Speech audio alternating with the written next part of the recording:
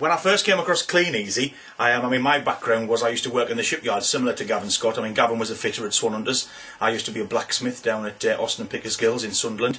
And when I first joined Kleeneze, I was living in a council house in a little mining village called Merton, a very small mining village where I was brought up. And I mean, now, because of the income from Kleeneze, I've earned over sort of £300,000 a year now, last few years. It's been quite incredible, actually. And we were just working it out in January. January there, we'd added it up, and since I joined Kleeneze, we've actually earned over 2.8 million.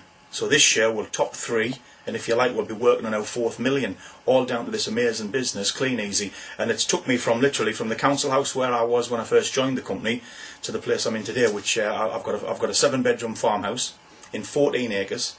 It's been absolutely incredible. I've got a line of garages. I've got 5 garages in total.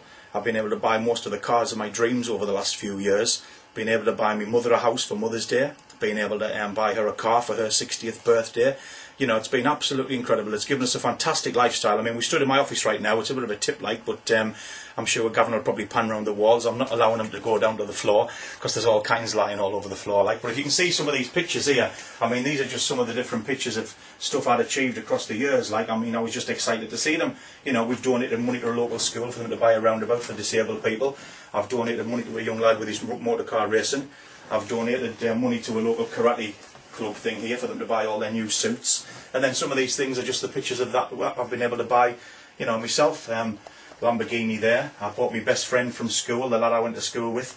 I've known him since I was 10. His dream car was a blue Corvette, and that's my Lamborghini and Stephen's Corvette here. One day out the back here at the farm. There's my Hummer, my Mercedes. That's the Porsche that bought for Ray for Christmas a couple of years ago. That's my mother's Peugeot. You know, I just love having the pictures all around me, because at the end of the day, it just reminds me of what the business has given us.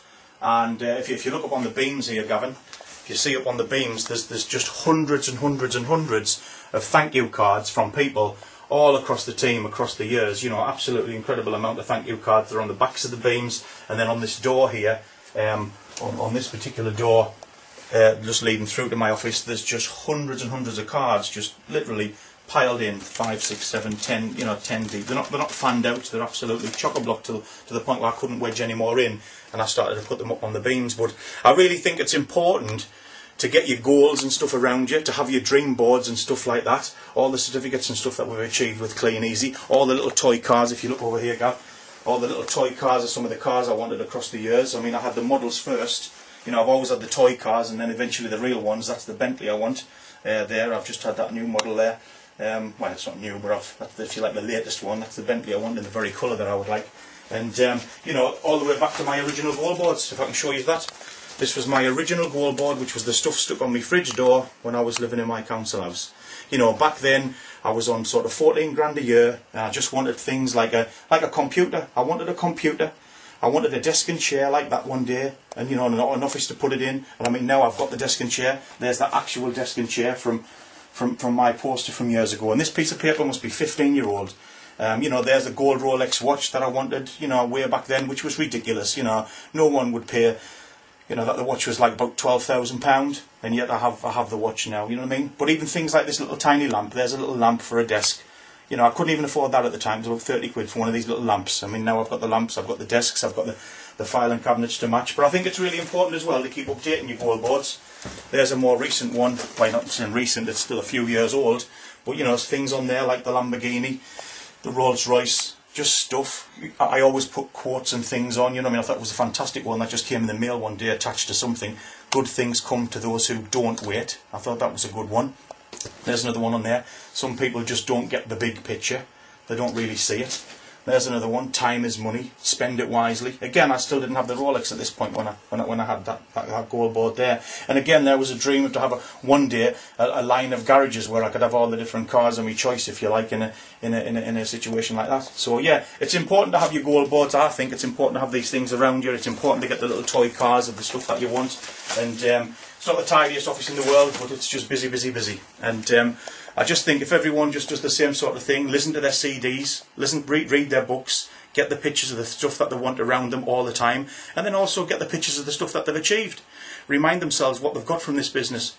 I'm surrounded by it all the time. When I come into this room to do my follow-up calls, or I've got people in the team here, we've actually had, I'm not sure if I'll be able to find it, There. I mean, I don't know what the camera will be able to focus on it like, but you know, we've had like 20 people. We've had 20 people squished into this office regularly. You know, 2 or 3 nights a week. I'll have people from different parts of our team round here doing their follow-up calls. They're all squished onto the settees and bring in the kitchen and dining room chairs. And you know, I mean, that was an exceptional night. That night there was 20 odd here. I mean, usually I try and cap it to about sort of 12 or 14 so we can make it a bit more comfortable. But just I try and help where I can for people to do their follow-up calls and various different aspects of the business and training and stuff. So it's become an office that I can absolutely use. It's huge, you know. There's another half through there, like, but it's a bit untidy as well. So I don't want you to film through there, like. But you know, I can seat probably about like 30, 40 people in here quite comfortably for the sitting and listening to phone calls and stuff. But the main thing is, in this half, I'd rather everyone be in here when we're doing phone calls so that they can hear what's being said properly. But yeah, we'll go and have a look outside and show you the motor car.